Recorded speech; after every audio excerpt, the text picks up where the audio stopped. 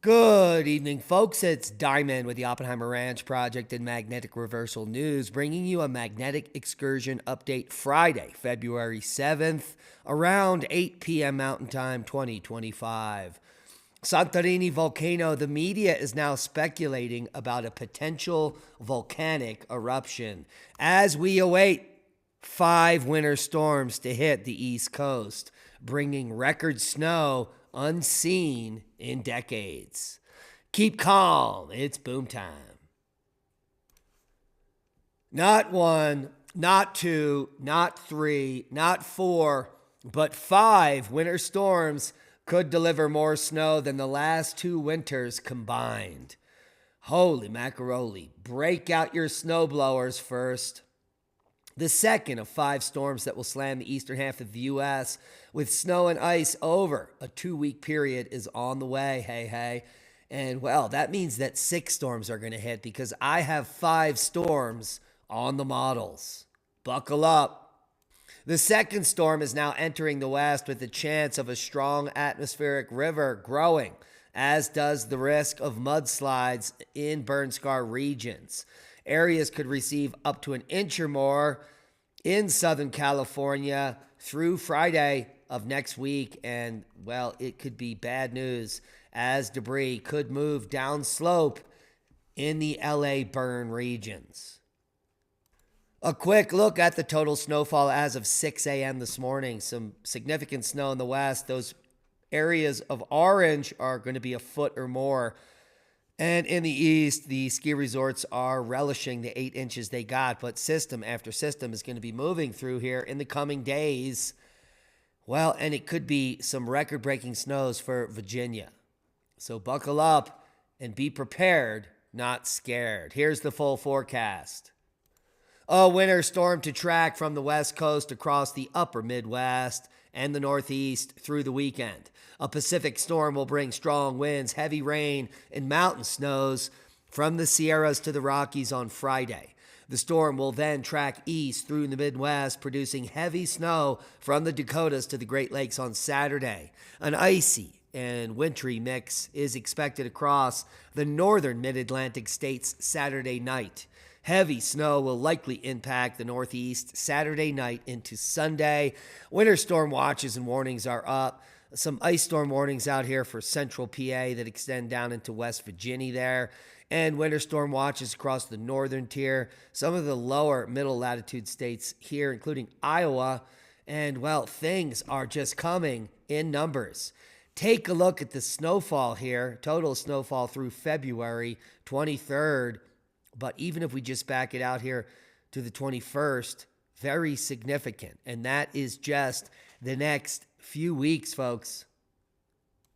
Here we are over at the current GFS model. You can see that atmospheric river making its way in. But watch what happens here. The first winter storm hits the east at the end of the weekend here on Sunday, fun day, with a wintry mix and that ice storm and snow for the northern portion of New England. So it moves through Sunday, and then watch what happens here. Monday into Tuesday, another storm develops here Tuesday, moves through the same region, tracking further south through Wednesday, and then boom, right behind it on Thursday, another winter storm moves through the region. Friday, Saturday, here we see Sunday of next week, a major storm coming through the same region, number 4, and then number 5, Friday, February 21st. Holy macaroni. That is some epic shit happening there. Now, the good news is that February 14th, Valentine's Day, it will only be a major event. We're going to see some snow in the Northeast as the next atmospheric river moves here into the south, and that is the one that could bring that potential for flooding early next week. Let's walk through the total snowfall. Here we are tomorrow, Saturday into Sunday through Monday morning. That's the snow through the weekend. Heavy accumulations in the Northeast, in New England. And then let's move it through next week, Monday, Tuesday, Wednesday. Look at that. Look at those snow totals. 19 inches for Virginia. Are you kidding me? Thursday, Friday, Saturday, next weekend, Sunday into next week, Monday morning. Look at these snow totals for the East. 16 inches for thousands of square miles. Holy macaroni.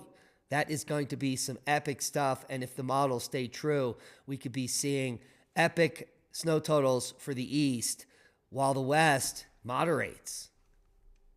And that's not all. Heavy snow is now hitting Iran. Himachal Pradesh is suffering intense lows as well as snows with rare low elevation flurries in Taiwan. And Japan ski reports surpasses 20 feet this week as Antarctic sea ice recovers. Wow, what a global warming world we are living in. Look at this record-breaking ice forming here on Greenland. And look at this, the total snow mass for the northern hemisphere now racing towards record territory as Antarctic sea ice recovers exponentially. Holy macaroni. Someone in the climate alarmist community has to answer for all of these things happening now. Speaking about happening now, how about the seismic crisis in Greece? Well, it continues, and more seismicity throughout the region increasing. We did have another 5 magnitude quake earlier today, 5.1 here in that region offshore to the northeast. As the seismic crisis continues, and well, there is now uplift in Santorini. In Greece, locals fear volcano could erupt. Residents on the popular island of Santorini have experienced over 520 quakes this week of magnitude above 2.5, and now researchers have revealed a new magma chamber underneath the Colombo submarine volcano. This erupted a few decades ago off the northeast flank of the volcano, and it is now recharging with magma as the media speculates about a potential volcanic eruption. Look at this seismic swarm. Here is the caldera of Colombo, and it is my speculation that along this fault line here, where Colombo emerged, as well as Santorini, that another caldera may erupt in this area. It doesn't have to be in the same spot, folks. Very little is known about volcanism. We are infants if we are scientists, and we are being honest. More and more news articles published in Greek media seem to suggest that the seismic crisis is more likely than not to lead towards a new volcanic eruption at Santorini, which is bad news for all the people that have been building there. It is more likely or probable at the submarine Colombo volcano here. And they go on to say this needs to be taken carefully. It is well known that many outlets tend to sensationalize news, fake news, unfortunately. The available data about the situation so far does not conclude that at the current state, a volcanic eruption, while not impossible, might be a very likely scenario. A magmatic involvement cannot be ruled out at this point because of the uplift. But this does not mean necessarily an eruption will follow. So follow the data and follow those scientists that are giving it to you honestly, because what we could be looking at here is a new calderic eruption from the Santorini complex, like a Colombo eruption, only from a new caldera. We could also be looking at a large earthquake happening along one of these strike-slip faults, which could result in a tsunami, which could be equally as devastating. The ongoing seismic swarm continues off the coast, now concentrating here in a region on a well-known fault. There is that magnitude 5.1 earlier today, so all of the eruptions are continuing at a large scale here at the 10-kilometer level. That could be the depth of the magma chamber. But typically when we see eruptions, we see a concentration of earthquakes up at the 5-kilometer level before it reaches the surface. We are not seeing that now, so no eruption is imminent, but the situation is bleak, to say the least, and it is ongoing and very significant. What also is significant in the seismic realm is Spurr volcano in Alaska. There has been a seismic swarm happening in this region here, just across Cook Island from Anchorage. Here is where Spurr volcano is, and well, I think that maybe an eruption is imminent there. We can see the ground motion and the uplift. That is increased lava. This is the seismicity over at Spurr, and it's been going on for weeks. The bad news is Spurr volcano is quite explosive. Back in 1992, it erupted at VEI 4, and in 1953 did the same at VEI 4. So any eruptive activity at Spurr will be catastrophic, to say the least. The good news is no one lives there. But it could be puffing more junk into our atmosphere that we don't need. Space weather news for February 8th. We've had some significant flaring today, including an M7.6, an M3.2, and an M2.3. May have generated some small coronal mass ejection activity, but nothing as significant as the coronal hole, which is now facing Earth and about to get geoeffective in just a few days. The 3-day geomagnetic forecast has been updated for this coronal hole stream to get above G1 geomagnetic storm on February 10th, and that could mean some great aurora viewing in the coming days. In the past 24 hours, KP has fallen off the cliff, and we are all in psychic territory. The great comet of 2025 is lighting up the skies because it didn't break up, even though astronomers claimed it did. And now it is outbursting like never seen before with a plasma tail, an ion tail, and a dust tail. Holy macaroni. And the images are spectacular, but you can only see it if you live in the southern hemisphere, unfortunately. A flooded quarry and a mysterious millionaire and the dream of a new Atlantis. The only problem is Atlantis was above the sea, and this one is going to be below it.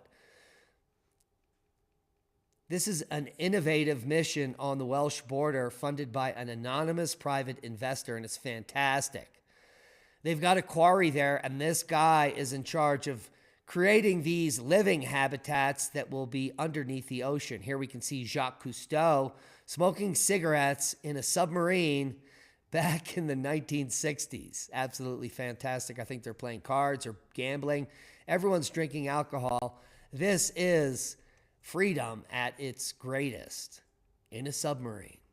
But what this guy proposes is some underwater living quarters in this quarry.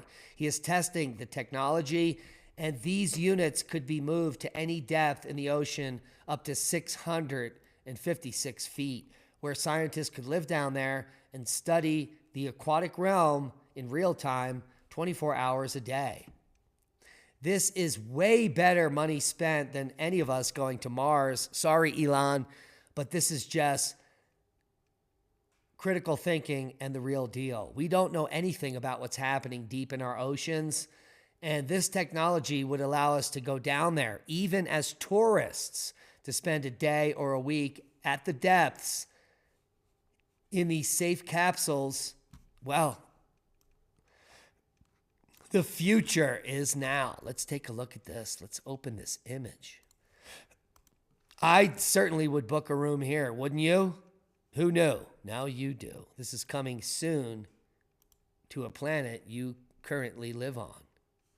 And it's fantastic. The new Atlantis. Rex Bear and I just went out to the Nogales Cliff House. It was fantastic. And as we went out there, we had to drive over El Vado Dam. We didn't know what was going on. It seemed that they had drained the entire lake.